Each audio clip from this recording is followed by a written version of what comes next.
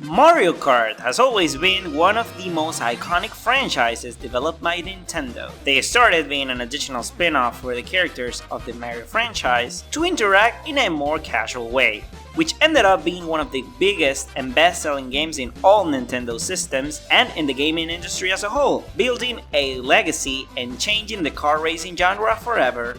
Mario Kart 8 Deluxe on the Nintendo Switch might be the greatest car gaming experience in the entire world, which I think will make the next Mario Kart game go into new directions to surpass that marvelous experience. In this video, we are going to see which are the characters I feel are going to be included in the next Mario Kart game that's launching along with the Nintendo Switch 2. Since in the first trailer we can already see that races can have up to 24 players, we will have to need a huge roster to make the experience as varied as possible. So let's see who are the characters ready to set foot on those throttles. Let's go! The first pack of characters I feel are going to be in the game are the most predictable ones.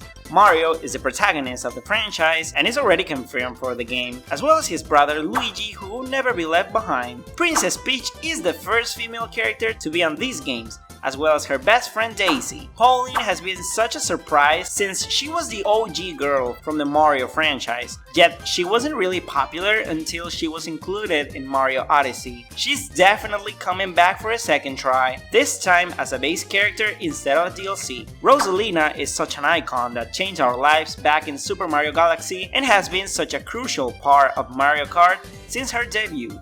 Our best friend Toad is definitely coming back as it was already announced, and its female counterpart and icon Toadette, which has been in the franchise ever since Mario Kart Wii, is definitely coming back as well. And our loyal company in most of the mainline games, Yoshi, is definitely in the mix. We also need our iconic villains, so Bowser, Wario, and Waluigi have already prepared their tires for the battle.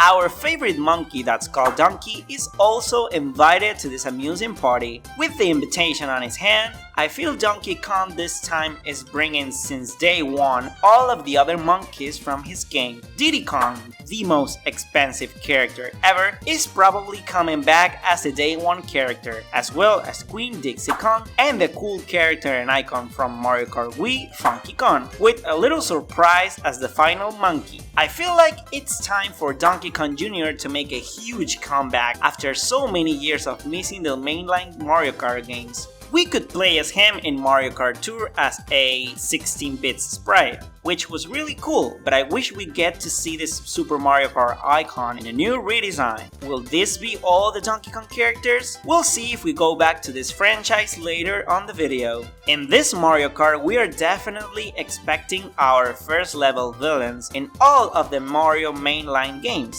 Koopa, who debuted back in Super Mario Kart, Dry Bones, its carrier counterpart, the cute and beautiful Shy Guy with its multiple colors, and our favorite racing referee Lucky 2, with a new surprise which is so iconic yet they haven't been included in any racing game of the franchise, so Goombas will debut in this game. I get that they don't have hands, but it would be so funny to see them driving with their feet. We are definitely going to have the baby versions of all of our heroes, Baby Mario, Baby Luigi, Baby Peach, which is by the way my favorite character to play as in Mario Kart 8 Deluxe, as well as Baby Daisy and Baby Rosalina. King Boo was such a great and intriguing character in Mario Kart 8, so he's most likely to be back again to be part of the villains team and be a formidable rival for Luigi, and a new character I have not revealed just yet. Bowser Jr. is for sure coming back to this game, right after being included as an additional character in the deluxe version of Mario Kart. And I think Nintendo is going to surprise us by bringing back again all of the 7 Koopalings, which were big news back in the first Mario Kart 8 for the Wii U. Having appeared on multiple Mario Party games, Monty Mole would be an interesting addition to the Mario Kart franchise. Wiggler came back for a second chance in the Mario Kart 8 Deluxe DLC, which I adore because I totally love the way it changes when it gets hit by an object. On the other hand, many people dislike the fact that Waluigi was not included in Mario Kart 7 and were blaming a certain character that made an appearance in that game and nowhere else. This is the Honey Queen. I feel this time it would be amazing to see this random character come back for a second chance along with Waluigi. What if they actually made a track that was Waluigi's theme but had honeycombs and stuff? That would be so fun to reference this alleged feud between the two. I also would like to include Whoomp as a new character for the game, which would be one of the biggest of the roster. Beardo and Kamek were both DLC characters in the last game, so I think they are coming for a new occasion to earn some trophies. Ninji was such a surprise to see in Mario Party Jamboree, so it would be a pleasant surprise to have in this new Mario Party game. Cappy as a character to remember the amazing Mario Odyssey would be really cool. Even imagine if you actually made Cappy like transform into the cars, that would be monumental. Recently we got the remakes of the iconic Super Mario RPG for the Super Nintendo, which has two amazing characters as the leads of the game. Mallow and Heno would be totally surprising for everyone, and I feel the fans of the game, including me, would be extremely happy. Petey Piranha already was in Mario Kart 8 as one of the late DLCs, but I actually want to see the Plant Piranha as a playable character, just like in Smash Bros. It would be really funny to reference how this weird character got into Smash in the first place. Navid would be really cute to have in the roster, as he's been already in multiple 2D Mario games as an easy option to use.